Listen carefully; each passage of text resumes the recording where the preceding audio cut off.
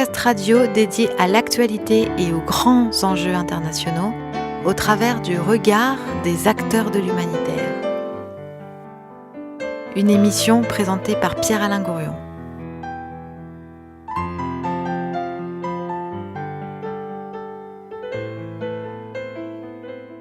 Avec aujourd'hui un Human nouveau sur l'insertion, mais l'insertion par les langues, l'insertion par les langages utilisés par les hommes qui bougent, qui se déplacent, qui migrent. Avec trois invités qui sont Marie-Carle, elle est directrice de Safor, bonjour. Bonjour. Avec Guillaume Chausse, qui est l'un des fondateurs de Causons, bonjour. Bonjour. Et avec Amar Zalt, qui est un professeur d'arabe d'origine syrienne et de nationalité française. Bonjour. Bonjour à vous. Dites-nous bonjour en arabe. Ahlan wa sahlan. Voilà, merci. Marie-Carle, donc vous occupez d'une association qui s'appelle Safor, S-A-F-O-R-E, savoir, formation, réinsertion. Oui. C'est bien ça? Tout à fait. Et donc, j'ai déjà tout dit. Ah bah non. Il reste quoi? 30 ans, ça fait 30 ans que Safor, cette année, oui. existe. Et voilà, du coup, avec une équipe de formateurs qui, depuis 30 ans, du coup, travaille à former les demandeurs d'emploi principalement, mais pas que, sur le français et langues étrangères, les personnes en situation d'illettrisme, d'alphabétisation, mais aussi l'anglais, parce qu'on a développé, même avant, il y a eu des cours d'arabe, il y a eu des cours il y a eu d'autres choses dans le passé. Et du coup, qui œuvre sur 4 sites de formation, mais ancrés principalement au départ à Vénissieux, c'est notre siège social, au cœur de la cité, qui ensuite est donc aussi à Lyon-Neuf, à la Duchère, également bien ancré, et sur Corba, dernièrement. D'accord. Et alors vous êtes directrice de cette institution depuis longtemps? Et maintenant depuis mi-novembre. D'accord. Et avant, vous aviez fait quoi? Avant, j'étais responsable de formation dans l'aide à domicile. Dans l'aide à domicile? Oui, pour 250 salariés. Oui. Et avant, j'étais responsable d'un organisme de formation dans l'aide à domicile au niveau national. D'accord. Et je remonte encore. Oui. Je suis partie au Sri Lanka pour m'occuper d'organismes de formation en maçonnerie-charpenterie. En maçonnerie-charpenterie, qui est l'une de vos spécialités? Pas du tout. Non, j'ai fait Bioforce, l'école de l'humanitaire. Ah, vous avez fait Bioforce, d'accord, Voilà. qui est l'un des fondateurs de cette émission, au passage. Très bien. D'accord, vous avez fait Bioforce, et là-bas, vous avez appris la charpenterie. J'ai surtout appris à essayer justement de parler anglais pour apprendre le singalais. Et à m'occuper des finances. J'étais chef de projet là-bas. D'accord. De 3 centres de formation. Donc vous avez été chef de projet là-bas au Sri Lanka, et puis maintenant vous êtes chef de projet, enfin c'est la même chose, en France, sauf que vous dirigez cette institution qui s'appelle Safor. Oui. Voilà, Guillaume Chaussé, vous êtes Causons. Tout à fait. C'est-à-dire parlons. Oui, c'est ça. Mais c'est pas le magazine féministe. Non, pas celui-là. Même si on se rejoint sur certaines idées, oui. On est totalement différents. Vous êtes féministe? Un peu. D'accord. C'est toujours une question délicate à poser à un homme. Moi, je ne saurais pas quoi me répondre si on me posait cette question. Si tu dis oui, on dit mais de quel droit ce type est féministe alors que c'est un homme? Si tu dis non, oh là là, il n'est pas féministe, ça ne va pas du tout. Bon, Causons donc. Alors qui fait quoi? Quelle est l'activité principale de cette association que vous avez fondée? C'est ça, il y a 4 ans, avec Hélène Ramajo et un super collectif de bénévoles. Oui. On l'a fondée à Paris, il y a 4 ans. Et on était notamment inspiré par une association brésilienne qui s'appelle Abraço Cultural. Abraço Cultural, c'est joli ça, hein? Mmh. L'embrassade culturelle. Exactement. Comme en tango argentin. C'est ça. Donc on a essayé d'emprunter au monde et de ramener en France aussi cette idée-là. Et donc le but pour nous, c'est de favoriser l'échange interculturel entre les personnes de la société d'accueil et les personnes qui arrivent et qui sont là et qui ont envie aussi de partager ces moments-là. Donc pour cela, on fait plusieurs activités, on fait des cours de langue, dont la particularité est que nous n'enseignons pas le français à ces personnes, mais c'est eux qui nous enseignent. Le but, c'est d'inverser la posture. C'est eux qui vous enseignent leur langue. C'est ça. Ils nous enseignent l'arabe, notamment grâce à Amar. D'accord. Ils enseignent le persan, ils enseignent le russe, le turc, le bambara, bientôt l'arménien, et l'anglais pour les enfants aussi. L'anglais pour les enfants. C'est ça. À destination des enfants. Et à côté de ça, on fait des événements interculturels, donc pour fêter une langue, pour fêter une culture, etc. On va essayer de travailler en fait sur cet échange interculturel parce que pour nous, cette position d'accueil, elle nécessite qu'on fasse ces efforts-là pour apprendre les langues. Voilà, avec donc cette originalité forte qui est qu'il ne s'agit pas pour vous d'insérer par la langue française, mais d'insérer ou de contribuer à l'insertion par la langue d'origine. Tout à fait. Oui. Non, je ne sais pas, peut-être qu'Amar veut rajouter quelque chose. Oui, ben en tous les cas, Amar, merci d'être avec nous aussi. Amar Zalt, professeur d'arabe. Donc nous, peut-être dites-nous votre parcours, puisque vous êtes arrivé de Syrie, c'était quand ça? Je suis arrivé en France il y a 8 ans, presque 8 ans, un peu plus. Oui. Donc avec l'événement qu'on a tous témoigné, partir avec mon sac de voyage, etc. Donc tout ça. Vous aviez quel âge? Donc j'avais 28 ans. D'accord, et vous êtes parti dans quelles conditions? Tout seul, Donc, avec la famille? Je suis parti avec de crainte de ne pas être associé à la service militaire, de ne pas être partie de combattants sur terrain. Vous étiez dans quelle ville en Syrie? Donc j'étais à Alep, Oui. donc bien connu, c'est la deuxième ville en Syrie. Donc voilà, je suis parti au milieu de ma carrière professionnelle, donc j'ai tout laissé derrière moi. Vous étiez déjà professeur? J'étais déjà professeur au lycée, au collège, plusieurs années d'expérience avec les lycées et les collèges. Et puis pour se retrouver à zéro en France. Donc voilà, j'ai gardé cette idée de garder mon métier parce que c'est ma seule carrière. Mais j'ai dû commencer à zéro pour trouver mon chemin, reconnaître mon diplôme, apprendre une nouvelle langue et puis garder un œil sur l'aspect économique, donc répondre à ses besoins économiques et sociaux. Est-ce que ça a été facile pour vous déjà d'arriver en France et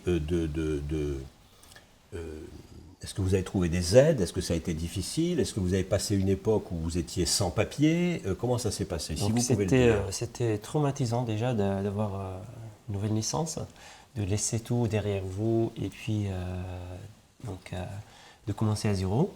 Surtout quand on a un diplôme bien supérieur, quand on a un master, etc. Vous pensez que c'est plus difficile si on a un niveau culturel élevé? Oui. C'est plus difficile de tout lâcher derrière et de commencer à zéro. Pourquoi? Parce que c'est des fortunes qu'on a consacrées de temps, qu'on a déjà des choses qu'on a investies énormément, un projet qui est au milieu.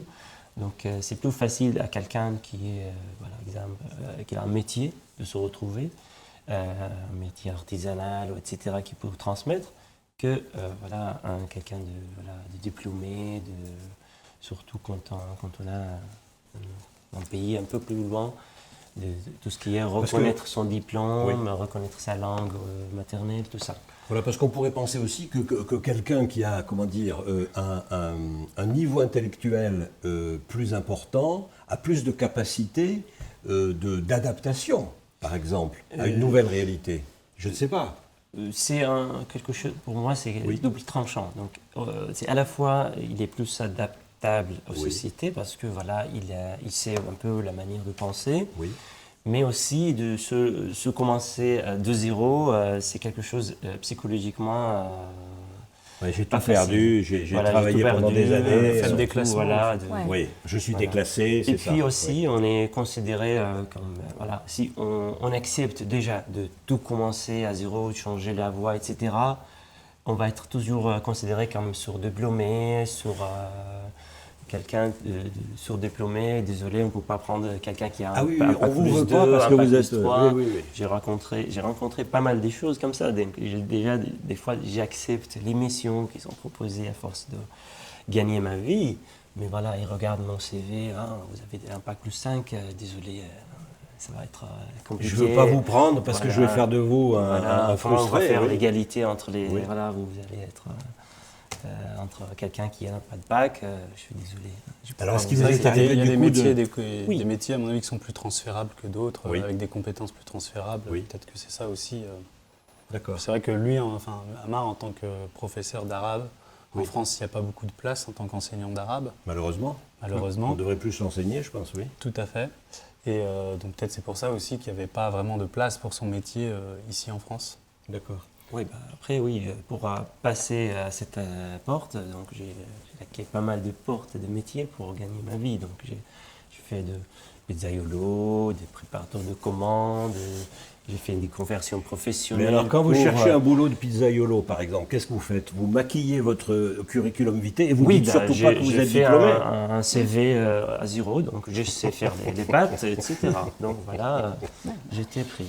Pareil pour la préparateur de commandes, ok, je sais conduire, je sais manipuler, j'ai un bon forme physique, hop, Oui. voilà. Après, voilà, il faut savoir... Il faut savoir mettre son ego de côté aussi. Moi, je l'ai vu avec des stagiaires, les formateurs qui le disent. Oui, quoi. Marie-Carle. C'est qu'à un moment ou à un autre, c'est compliqué. Les gens qui sont vraiment diplômés dans leur pays, quel que soit le pays, ça va, il y a pas de...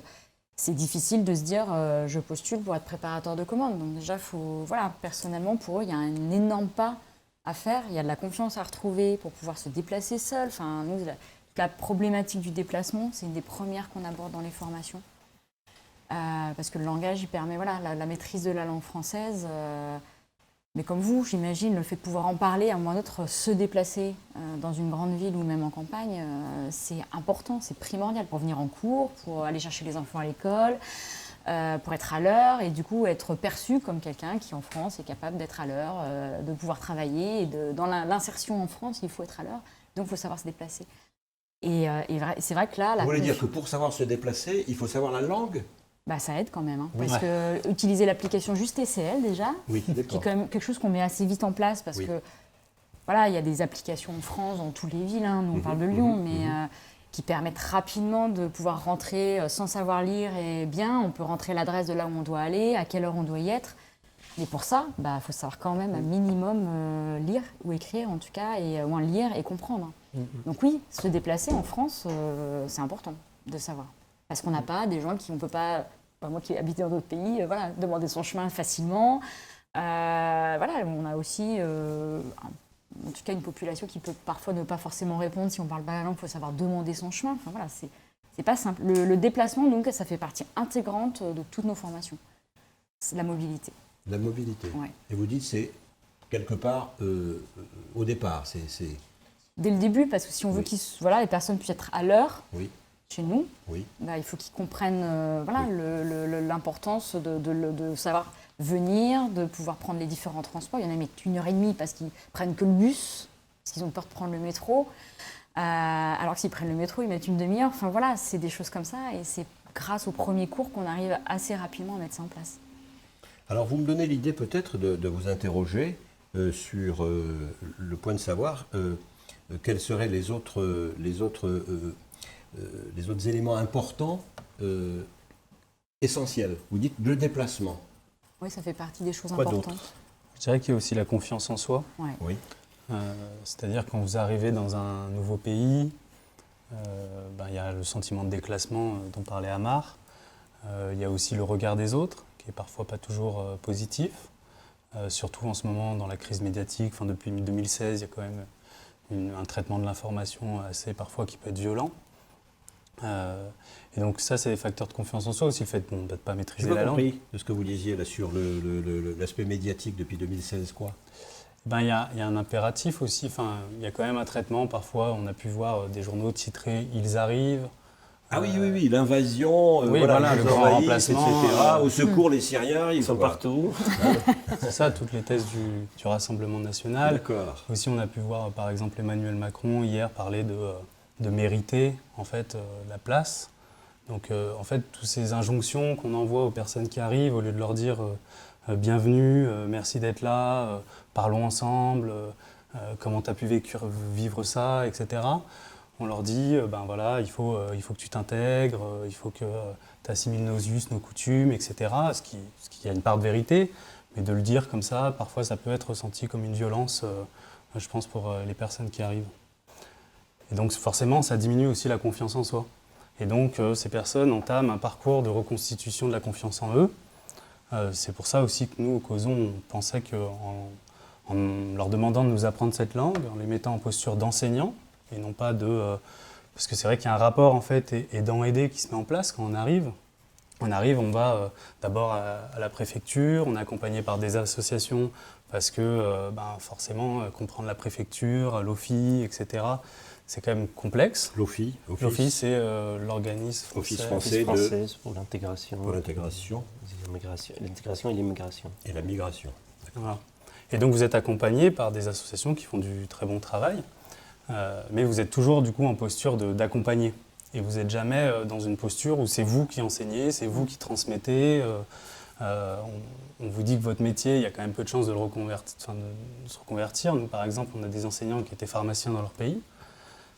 Il y a un concours pour être pharmacien pour les personnes étrangères, ils prennent 1% des personnes, sachant que toutes les personnes étaient pharmaciens dans leur pays. Mais c'est un exemple parmi d'autres qui font que, en gros, le message qu'on leur envoie, c'est que le diplôme avec lequel vous arrivez, il ne vaut pas grand-chose. C'est comme si vous n'en aviez pas. Voilà, c'est comme si vous n'en aviez pas, et je pense que c'est cette peur aussi, ce déclassement qui est difficile à vivre, je crois, qui fait que c'est un frein aussi pour se développer en tant qu'être humain, avoir envie d'être curieux, etc., d'être accepté par les autres.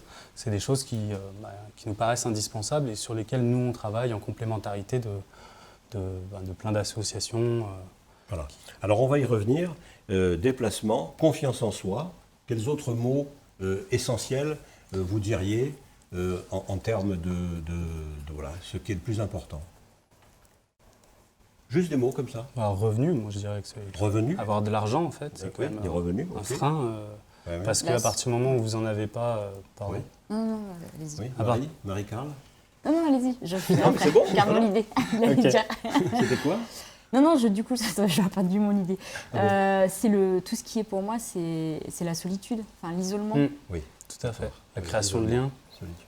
Parce qu'en effet, beaucoup viennent par l'OFI. Hein. En général, ils ont fait des premiers cours à l'OFI, pour beaucoup, dans les formations. Et ils n'ont pas pour autant créé des liens dans le quartier. Ils n'ont pas, en tout cas, moi, je pouvais avoir avant des préjugés en me disant, quand on arrive, on va être... Vite, on va connaître quelqu'un de notre ancien pays. Enfin, ça se fait vite. Et non, ça se fait pas si naturellement que ça. D'accord. Nous voilà partis, tous les quatre, sur ce chemin de la réflexion, d'un début de réflexion sur l'insertion par les langues. Il y a une autre langue qui n'est pas faite de mots, qui n'est pas faite de logorée, qui est faite de musique. Et pour cela, nous avons la chance d'avoir Alain Pierre, notre musicien, notre saltimbanque, toujours présent, toujours là, et qui improvise au piano.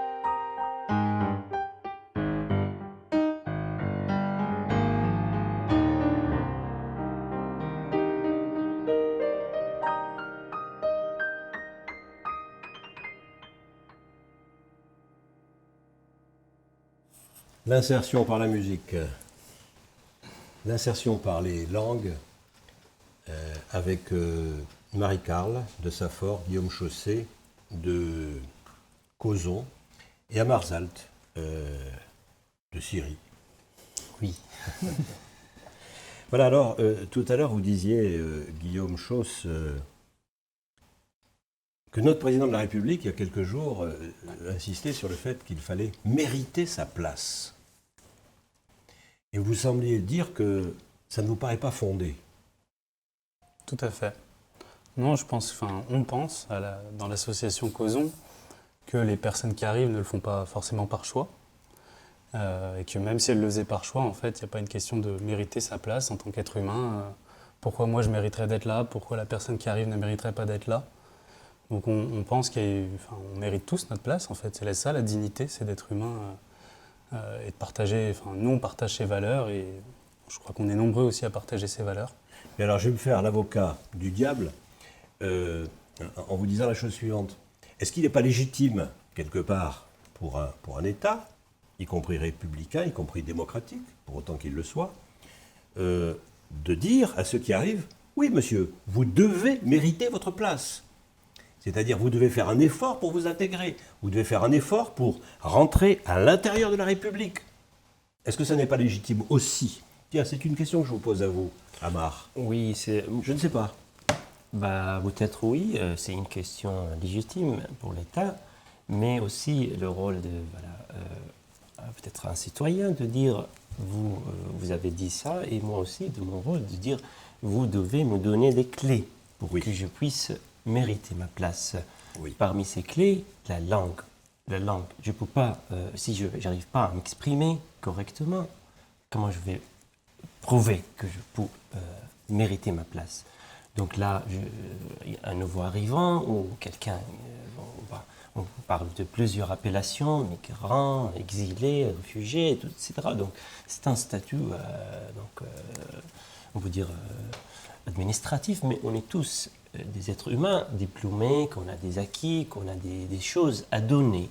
Et c'est pas que à se recevoir. Donc nous, on est prêt à donner. Et quelqu'un qui vient d'un pays qui s'ouvre, etc. Donc il a à cœur des choses à donner parce qu'il cherche aussi à s'identifier. Alors il attend un minimum des choses pour qu'il puisse exprimer. Donc la langue aujourd'hui, j'ai mis l'accent sur. Donc on partage des deux langues. Donc la langue, il fait partie des premières clés professionnelles. Je pense que on a quelques reproches à l'État, les cours des langues, ou bien faire cette approche de l'inclusion par la langue. Je pense que jusqu'à présent, il ne fait pas ses premières priorités. On parle d'insertion professionnelle, il faut se mettre au travail, il faut donner, etc. Mais on ne peut pas donc être, si vous voulez, active ou bien pertinent si on n'a pas cette première clé, première porte de communication avec l'être humain, de s'exprimer de ses idées, de ses talents, de tous ses atouts, s'il n'a pas un niveau bien de la langue du pays. Langue du pays, bien Mais évidemment. chez Cauzon, ils ont inversé en quelque sorte les facteurs et ils disent, plutôt que de participer, comme beaucoup d'autres organisations qui le font, à l'intégration par la langue française que vous allez apprendre parce que c'est une manière de vous intégrer dans la société française, eh bien moi, je vous demande, au contraire, d'enseigner votre langue d'origine, votre langue arabe, par exemple, pour vous, ou des autres langues, on parlera tout à l'heure d'autres pays, bien entendu. Donc, qu'est-ce que vous pensez de cette inversion-là? C'est une idée très géniale parce que aussi quelqu'un, donc un nouveau arrivant dans un pays, il cherche à valoriser son profil, il cherche à s'identifier, donc faire donner de ce qu'il maîtrise un minimum. Donc un niveau arrivant, il ne va pas maîtriser sa langue de cible, sa langue de son nouveau pays. Donc il maîtrise bien évidemment sa langue maternelle. Et puis il a cette richesse culturelle, cette richesse d'histoire, du pays, de son pays, de ses origines, de son histoire. Donc il est prêt à tout donner. Donc il va enseigner sa langue même s'il n'a jamais enseigné la langue. il va donner de tout ce qu'il sait, donc culture culinaire, histoire, patrimoine, des anecdotes, etc., etc. Et vous enseignez donc l'arabe, vous, personnellement, en utilisant que l'arabe ou en utilisant l'anglais ou le français ou... Donc j'utilise tout, tout, parce que voilà, la langue en telle qu'une langue, c'est un pont pour voilà, passer l'idée. Donc si j'arrive à m'exprimer en arabe, en français, en anglais, et des fois de langue perse, je connais que par exemple cette personne devant moi, il a fait un stage quelques temps en Iran ou en Afghanistan. Donc j'ai par la culture arabe qui est empruntée quelques mots, quelques phrases, quelques anecdotes. Donc voilà, je fais de liens. Donc le but de Le lien culturel entre, par exemple, le perse voilà, et l'arabe. Donc Causon, il a l'idée aussi de créer des liens. Donc un pont, la langue, c'est un pont qu'on peut traverser tous les deux. Donc voilà, si c'était arabe ou français ou anglais, donc voilà. Les gens, ils vont s'intéresser à votre âme, même si on n'arrive pas bien à exprimer nos idées, mais le but, c'est de créer cet échange. C'est de l'échange interculturel, c'est vraiment l'objectif de Causon. Vous cherchez à exprimer vos idées. Vous, Amar, ça va bien, vous y arrivez parfaitement. Hein, j'ai fait mon mieux, merci beaucoup. Mais c'est sûr que nous, on pense que le français est nécessaire. Hein. Ouais. Il y a une logique on a besoin d'apprendre le français pour se pas déplacer. Opposé, voilà, c'est pas du tout opposé. Voilà. Exactement. Marie-Carle, sur cette question-là et sur la question de mériter sa place. Nous, on va dire, si on a l'injonction de Pôle emploi, oui, on doit mériter sa place. Alors, Pôle emploi, pourquoi Pôle emploi? Parce que vous dépendez beaucoup de Pôle emploi, vous êtes une association. On est une association, un organisme de formation. Oui, oui. Et on répond à des marchés. Ça Oui. fait partie de la façon dont on travaille. Et les marchés de Pôle emploi. Donc, sur tout ce qui est langue, en effet, diplôme de DELF, donc diplôme de langue française, des DALF, il y a différents niveaux. Là, à un moment ou à un autre, pour le financement, ça passe par Pôle emploi. Quel est le pourcentage de financement qui vous arrive dans votre budget global? Le budget global est de quel ordre pour avoir On une est à idée 650 000. Combien? 650 000 sur l'année. D'accord. Donc vous êtes plutôt un petit organisme de formation, parce qu'il y a des choses énormes. Hein. Ah oui, il y en a des beaucoup plus gros. Nous, on ne veut pas être si gros, nous, on est bien... Voilà, vous voulez On faire essaye de se taille maintenir, on a aussi envie de se développer, mais pour faire ce qu'on veut. Mais du coup, peut-être un peu moins justement de marché, mais bon, ça c'est un objectif. humaine. Ouais. Et faire ce que vous voulez, ce serait quoi? Alors ce qu'on veut, c'est pouvoir un peu plus choisir notre façon de travailler. Par exemple? C'est-à-dire que là, il y a des moments où on a, dans les marchés, on a des obligations, hein, c'est comme tout appel d'offres. On est obligé de faire ce qu'on appelle en ce moment, c'est une grande mode des SAS d'intégration. Des SAS. Des SAS d'intégration, Des d'accord. SAS Oui. d'intégration dans les formations, avec des entrées-sorties permanentes des stagiaires, ce qui est très complexe pour nous, en tant qu'organisme de formation à gérer, pour les formateurs, qui est bien pour les personnes, mais très complexe à un moment ou à un autre. Parce que ce sont des formations courtes? Alors, pas forcément, non. Nous, on a des formations plutôt dans les 450 heures, c'est la moyenne, je dirais une moyenne. Mais on a, sur certains dispositifs, on peut aller jusqu'à 600, 800 heures. Tant que la personne n'a pas fini, c'est-à-dire qu'elle n'a pas atteint le niveau attendu, qu'on appelle la certification CLEA souvent, pour Pôle emploi, qui est une certification interprofessionnelle de niveau de base pour travailler en France. Et c'est ça, le SAS, c'est un niveau à atteindre? Non, le SAS, c'est juste pour intégrer les gens dans la formation. C'est une pré-formation. D'accord. Et c'est des choses où nous, on y va, on le fait, mais c'est vrai que si on devait le faire à notre sauce, on le ferait peut-être pas comme ça. On y mettrait peut-être un peu plus de théâtre, on prendrait peut-être un peu plus de temps aussi. On y mettrait... alors en ce moment, c'est lié aussi au contexte, hein, mais on y mettrait plus de découvertes. On l'a toujours fait, hein, d'aller au musée, d'aller découvrir la ville, les formateurs. Dans le cadre, on en parlait tout à l'heure, de la mobilité, ils emmènent aussi les groupes pour les aider à se déplacer avec eux et à se repérer en ville. À faire, ils en parlent dans les témoignages, mais du tourisme, de pouvoir faire ce genre de choses aussi dans leur propre langue, parfois, peut-être après, derrière. Et c'est vrai que si on devait faire d'autres choses, on irait aussi, peut-être, on le fait déjà, mais on va beaucoup aussi sur les travailleurs en situation de handicap, parce que nous, l'insertion par le langage, c'est pas que des personnes venant de pays différents de la France, c'est aussi des gens qui sont chez nous, et qui, grâce au langage, peuvent aussi s'intégrer dans la société alors qu'ils en font partie. On travaille avec les ESAT les travailleurs handicapés, les ESAT. Oui. Établissement. Zézat. ESAT, j'arrive pas à le dire bien Ah oui. peut-être. Hein. Je zozote. C'est des similitudes, vous faites la liaison, ça fait les ESAT. Ben donc oui, ça va ben pas. oui, mais je dis ESAT. Voilà. E-T, ESAT. ESAT. Alors c'est quoi les ESAT? C'est des établissements pour les travailleurs en situation de handicap. Donc D'accord. ils travaillent, ils peuvent faire des chocolats, ils peuvent faire, voilà, c'est des usines ou des lieux C'est-à-dire de... vous considérez le handicapé comme on pourrait considérer un migrant. Est-ce que le mot est juste? Non. Je savais que j'allais faire des bêtises. Non, non, Un en vrai, quoi? le mot est pas mal. Après, nous, on préfère dire personne migrante ou personne exilée, Ah oui, parce que la personne est avant tout une personne, justement. oui. Et sur le nous terme sommes tous migrant- des personnes, nous sommes des êtres Oui, humains, quoi, c'est oui. ça. Mais sur le... Faut-il après, le rappeler à chaque fois? Bah, c'est quand même important, en fait, dans ce Oui. contexte-là, on trouve. Oui, c'est Faut-il intéressant. Oui, c'est intéressant de se référer à Mais sa comme pour le personnalité. handicap, avant on disait handicapé, maintenant on Voilà. dit personne en situation de handicap. Oui, mais enfin, Oui, je sais, mais... le langage devient compliqué, quoi. Eh ben oui, mais on dit Oui, mais le pas, on dit langage pas veut une beaucoup dire. personne... Un balayeur handicapé, comment faut-il dire? Un travailleur de surface, comment dit-on? Technicien de Un surface. technicien de surface en situation de handicap. Exactement. Oui, mais enfin, les mots deviennent compliqués à Oui, utiliser. mais c'est voilà, c'est parce que certains l'utilisent mal qu'on est obligé de faire ça. Exactement. Exactement. Parce qu'il y a des personnes qui utilisent ce qualificatif Mais on le dit à pour beaucoup connoter de choses de la négativement, langue quoi. française. C'est la subtilité aussi. On peut dire, moi qui ai travaillé dans l'aide à domicile, on dit ah tu vas chez l'Alzheimer? Non, chez la personne atteinte d'un trouble d'Alzheimer, c'est mieux. Oui, mais Ça c'est- réduit pas mais la c'est un peu de personne. la langue de bois aussi. Vous êtes d'accord, c'est de la langue de bois. Si on est du Parce que domaine quand et vous qu'on êtes est entre sûr de vous, vous bien parlez l'utiliser. d'Alzheimer. Ah non. Moi, j'ai été opéré d'un tendon d'Achille. Je me suis retrouvé dans un lit d'hôpital où j'étais le tendon du 25. Ça vous va bien. Parce que je ne sais pas comment il faut le prendre. Je sais pas, vous voulez dire. Non, on n'a pas le choix. On est obligé de faire ces distinctions. Oui, Je comprends que Causon, voilà, nous, on n'a pas, voilà, on n'a pas une étude ou une réflexion au sein de SAFOR par rapport à ce terme-là, de migrant, parce qu'on l'utilise peu, nous, vu qu'on utilise demandeur d'emploi ou stagiaire, en fait, on est en réseau de formation. Oui.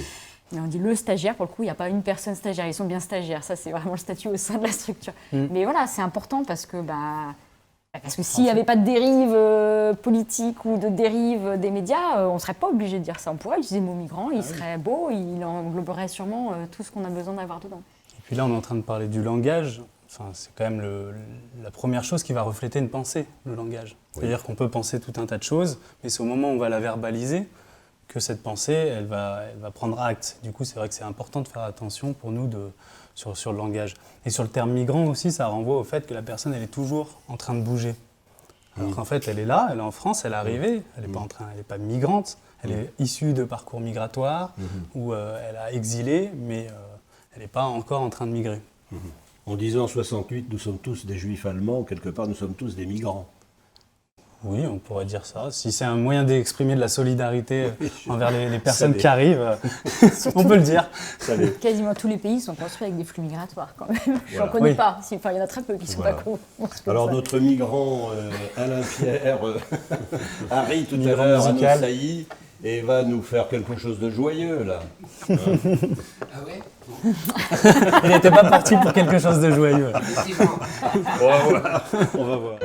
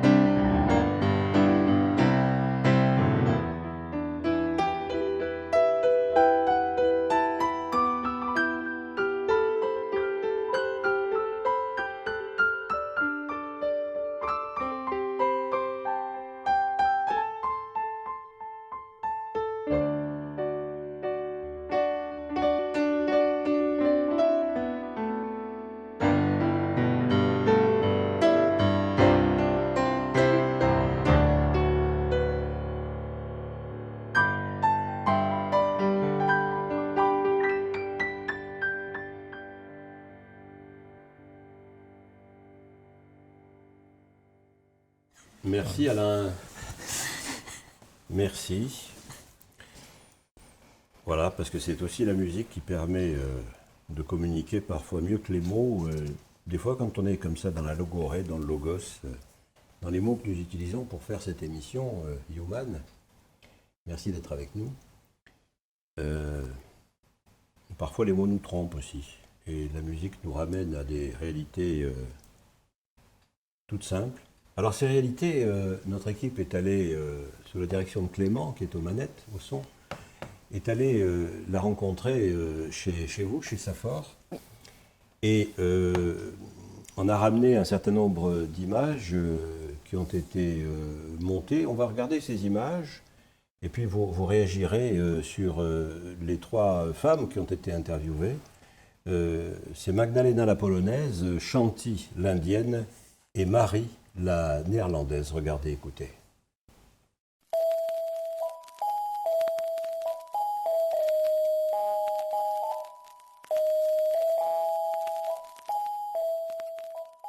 Je m'appelle Magdalena, je suis 51, je viens de Pologne il y a 5 ans. Je m'appelle Shanti et je suis indienne. J'ai 31 ans, je suis mariée, j'ai 2 enfants. Je suis ici depuis 2017. Nous sommes ici pour le travail de mon mari. Je suis Marie Zakal, c'est pas mon vrai nom, c'est Marie, mais c'est un peu difficile pour prononcer. Pour le prononcer, oui. Oui, prononcer. Je suis néerlandaise. Depuis 2013, j'habite ici en France avec mon mari et 5 enfants. Est-ce que vous communiquez plus avec d'autres personnes françaises ou francophones depuis que vous faites cette formation? Est-ce que ça vous aide? Ah oui, ça c'est clair. Je suis plus indépendant dans la communication. Quelque chose de très important pour avoir cette liberté de parler, liberté de faire choses dans l'administration, dans tous les places publiques. J'ai besoin de cette relation avec le peuple dans la rue, dans un bâtiment. Alors, c'est pas seulement études, c'est pas seulement choses administratives. C'est la vie. Oui, quand j'ai allé pour faire les courses, aller pour l'église en français, j'ai parlé avec beaucoup de jeunes français, essayer de parler. C'est un peu difficile en début, mais maintenant ça va. Oui. Avant, je parlais avec ma belle-sœur anglais, mais maintenant, j'ai essayé de parler français aussi avec mes enfants. Je parlais beaucoup le hollandais avec mes enfants, mais pour moi, c'est important d'apprendre. Oui, c'est mieux. Chez moi, parler hollandais avec moi, et, français avec les enfants, avec le frère et sœur. Ah oui, entre frères et sœurs, ils parlent en français.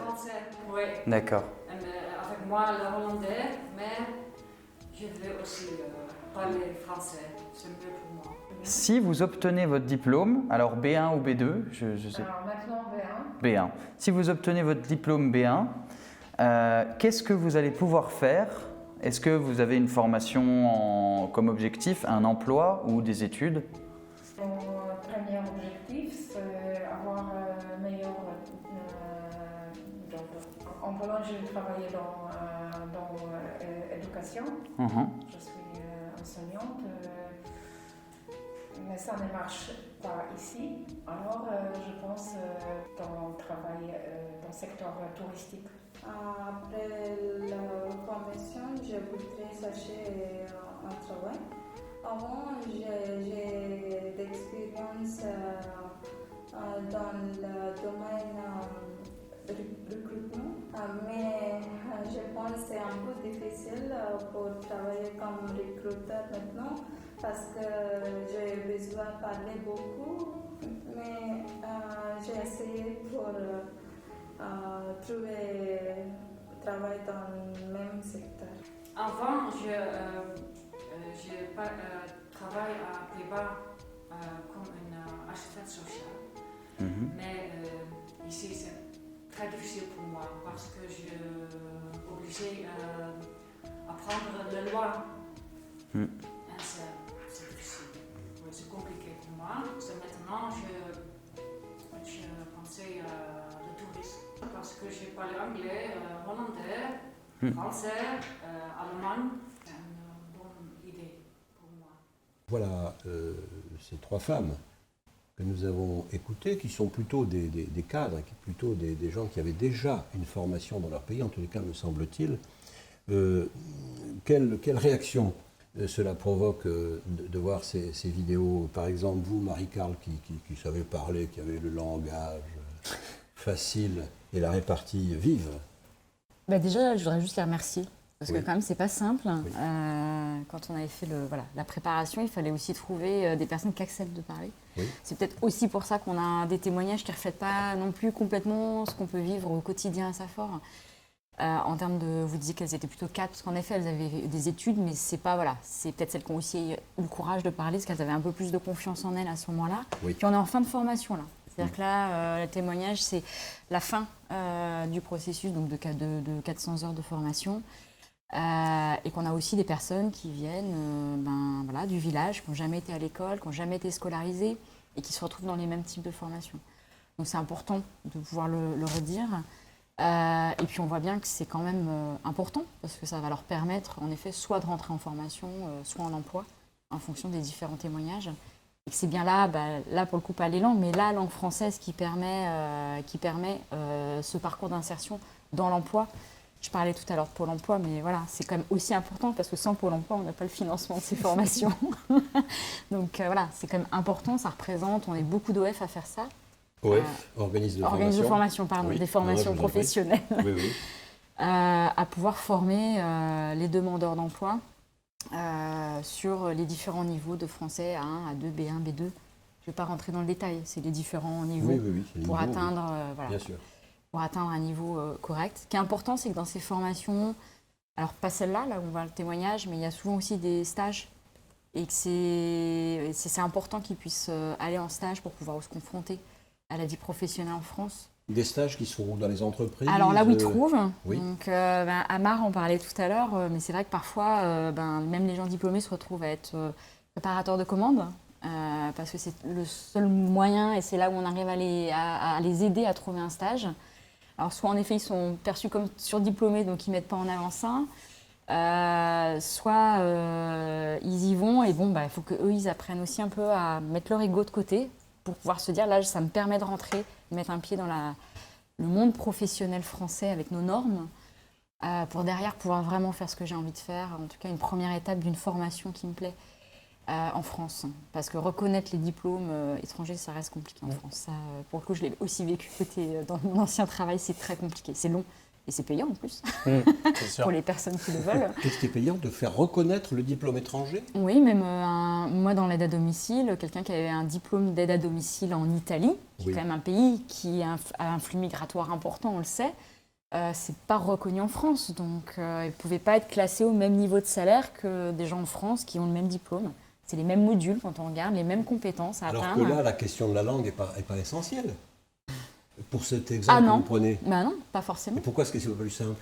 Ça pourrait être beaucoup plus simple. Ah mais parce que peut-être qu'on a un système qui n'est pas administrativement, qui est lourd. Un peu bureaucratique. Un petit peu. Un petit peu, beaucoup bureaucratique. Les gens derrière... après, c'est plutôt Marc qui peut en parler que moi. Le parcours du combattant. Oui, merci. Donc, merci de votre intervention, Marie-Carle. Donc, voilà, vous avez mis les points sur la réalité. Donc, voilà, c'est pas facile à faire reconnaître son diplôme, ses années de compétences.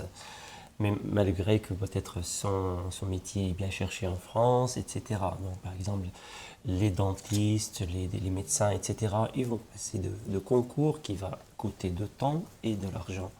Et voilà, c'est 1 sur, je ne sais plus. Hein, voilà. Par exemple, je peux vous donner mon exemple de situation pour être agrégé ou bien passer le concours de fonction publique ou bien d'enseignant pour être agrégé d'arabe dans le système français. Il faut attendre 5 ans pour avoir une annonce pour quelques places disponibles. Donc, il faut aussi un niveau supérieur de français parce qu'il faut présenter en français, écrit, oral et compréhension, tout ça. Donc, pour enseigner sa langue, il faut maîtriser le français en tous les moyens. Donc voilà, Vous trouvez que c'est exagéré, ça, par exemple? Je ne sais pas. C'est une question. Oui, beaucoup trop. Oui, beaucoup trop. Parce que voilà, pour enseigner ma langue, il faut adhérer à 100% de la langue de cible. Ce qui est un peu... on est quelque part sur la même question que tout à l'heure, cette affaire de républicanisme, un peu, qui vient souvent s'opposer au communautarisme au pluriel. C'est-à-dire qu'on met la langue en avant, le système français va mettre la langue française en avant, le système américain va mettre la langue anglaise en avant, je suppose, dans des conditions semblables. Vous qui avez voyagé, c'est aussi...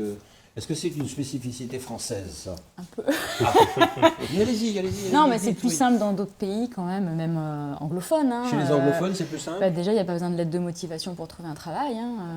C'est pas nécessaire. Chez nous, même pour trouver un travail de technicien de surface, souvent il faut une lettre de motivation pour prouver qu'on a envie de travailler, de gagner de l'argent. Alors que la plupart des pays anglophones, non. Il n'y a même pas forcément besoin d'un CV, une recommandation peut suffire et un simple CV, l'expérience, elle est mise en avant. Moins bureaucratique. La compétence transversale, elle est mise en avant. Ça, on y arrive, mais il y a des gens qui veulent y arriver parce qu'il y a quand même beaucoup de gens de terrain qui travaillent à ça. Il y a malgré tout quand même pour défendre un peu, il y a quand même des réformes aussi qui doivent aller dans ce sens-là, si elles sont bien mises en place.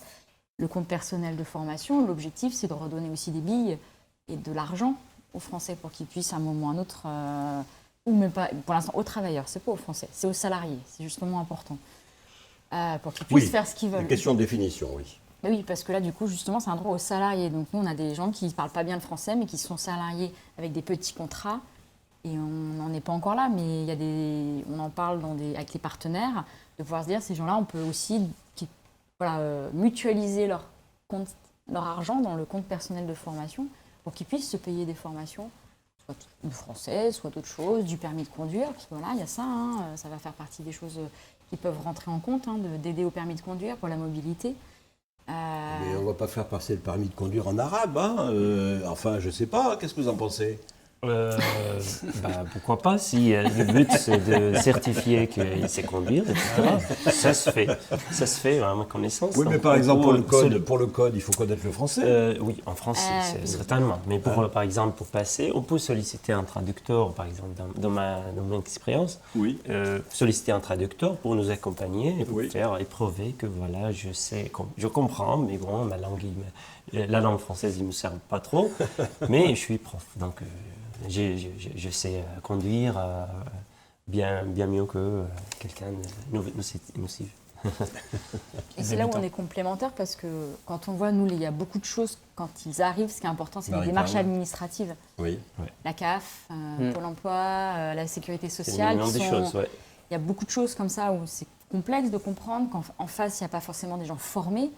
À d'autres langues. Les gens qui sont derrière les bureaux ou au téléphone, si on arrive, on les a pas derrière les bureaux. Et c'est là où ça peut être important d'avoir Causon qui permet aussi, dans la langue maternelle, de la mettre en avant pour comprendre ces choses-là. Puis ça permet aussi de mettre en confiance. En fait, nous, on a un tiers des personnes qui apprennent les langues, qui apprennent l'arabe chez nous, qui apprennent le persan, etc., sont des professionnels. Il y en a de la CAF ou qui travaillent dans des associations comme Forum Réfugiés et qui viennent là pour apprendre, ou des infirmiers aussi, qui viennent là parce qu'ils ont besoin, en fait, dans leur métier aussi, de mettre en confiance la personne, de lui dire bonjour dans sa langue peut-être. Et ça, c'est quelque chose pour lequel on pense justement qu'on peut faire des efforts mutuels, même si forcément la personne, il faudra qu'elle parle français. Mais c'est vrai que pour conduire, on se demande si parler français, c'est très utile.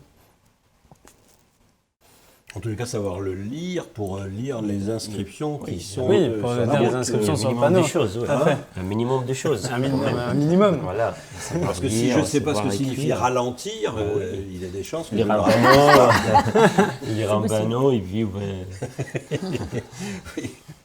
Oui, c'est une million de choses, oui. Vous avez cité cette association qui organise, je crois, la marche des parapluies. Tout à fait, à laquelle nous serons, donc c'est le 19 juin, la marche des parapluies. Oui. Et Causon aura un stand, donc si les auditeurs veulent venir nous rencontrer, c'est avec plaisir qu'on c'est la marche discutera des avec eux. parapluies. Alors là, il faudrait mieux les appeler pour leur en parler. Oui. Moi, de ce que je perçois, c'est que c'est une marche, le parapluie est un symbole de la protection. Le Forum Réfugiés travaille beaucoup sur la protection des personnes réfugiées. Donc c'est une marche pour manifester aussi notre volonté de protéger ce statut, qui est un statut international. Ok. Et pareil, il était question aussi de parler du Forum des langues, qui aura lieu également à Lyon, je crois, dans peu de temps. Je crois que c'est le 28 mai, voilà. ou le 28, 29, 30 mai. Oui. Donc c'est là, quoi. C'est là. Oui. Et j'en sais pas non plus énormément, mais ce que je peux vous dire, c'est moi, que... pas du tout. Non, là, je vais joker là. Je sais que ça, voilà, je sais que c'est là, mais nous, on peut pas y participer cette année. On y était les autres années, mais là. D'accord. Je sais qu'on y participera. Il est passé en ligne, donc je sais qu'on y participera, mais le Forum des langues aura lieu exclusivement en ligne, c'est ça? Il me semble. Après, à vérifier ainsi. Oui. Bon, on a un intervenant qui nous en a parlé il y a peu de temps, qui participe en tant qu'homme de théâtre à ce forum des langues, voilà, qui probablement, par rapport à notre sujet, insertion par les langues, inclusion, disiez-vous, tout à fait. par les langues plutôt que insertion. C'est ça. C'est un terme qui nous tient à cœur, comme à d'autres associations. En fait, la distinction, je ne suis pas un professionnel du langage, etc., ni un théoricien, mais la distinction que nous on fait, c'est que insertion, en fait, on demande à la personne de s'intégrer, donc de répondre à des attentes, à une culture, etc. Tandis que dans l'inclusion, il y a cette notion-là, mais il y a aussi la notion que ceux qui accueillent font des efforts, donc c'est une relation mutuelle, en fait, interculturelle. Ça rejoint notre débat sur mériter sa place. Exactement. Oui. Et en fait, pour nous, c'est important de faire ensemble, de faire avec, de faire des efforts. Nous, on est ravis de voir qu'il y a des apprenants qui vont apprendre le farsi pour pouvoir parler avec des personnes qui arrivent de Perse, de l'Iran ou d'Afghanistan, pour leur parler. Et après, on a à cœur aussi de faire avec, parce que nous, tous nos événements, ils sont organisés avec des bénévoles qui sont issus, on peut dire, des milieux, mais nous, on ne fait pas de distinction. Mais donc il y a des personnes qui viennent d'arriver, des bénévoles qui sont français, qui sont là depuis plus longtemps, et on va construire des événements ensemble. Et là, par exemple aussi, ça se reflète dans notre gouvernance, au conseil d'administration de l'association. On a des personnes issues de parcours migratoires qui ont pu être enseignants chez nous, ou pas forcément, qui pourraient nous apporter un autre regard sur l'association. Bon, ben voilà un tour d'horizon sur l'insertion et sur l'inclusion par les langues. Donc par exemple, comme titre, vous préféreriez qu'on dise inclusion par les langues plutôt que insertion par le langage? Exactement. Enfin, le langage, c'est vrai que ça oui, c'est plus large. C'est plus large. Mais les langues, parce que tout le monde, faut qu'on tous fassent des efforts. Eux, ils en font. Les personnes qui arrivent en font déjà beaucoup. Je peux vous le dire. Enfin, Amar en a parlé. On pourra en parler pendant des heures. Ils font énormément d'efforts. Et nous, la société aussi civile d'accueil, il faut aussi qu'on fasse des efforts. Si on a envie d'être dans une démarche d'accueil, quand quelqu'un arrive chez moi, je fais des efforts pour qu'il se sente bien. Et c'est nous l'idée qui guide Causon aujourd'hui, faire des efforts pour que tout le monde se sente bien. Voilà. On a à peu près bouclé notre parcours. Est-ce qu'on rajoute un mot, peut-être en arabe? C'est vous qui allez conclure, Amar. Et puis ensuite, on donnera la parole à la musique. Je peux dire, voilà, je vous remercie déjà de cette occasion. Et puis, en parlant de l'inclusion, donc faire pratiquer la langue fait partie de sa liberté aussi, donner un peu sa liberté. Donc il va sentir donc, la liberté, le mot hurriya, fait partie des priorités. Hurriya, c'est la... Hurriya. Hurriya, c'est la... Voilà, c'est peut-être en parlant sa langue, il va sentir un peu cette liberté qui va peut-être être le premier pas vers son inclusion. Le premier pas vers son inclusion. Voilà. Eh bien, merci à vous trois. Merci à vous. Merci de l'invitation. Merci à vous d'avoir suivi cette émission. Et à bientôt pour un autre Human, mais avant notre générique de fin, encore de Alain Pierre, encore de notre immigré national.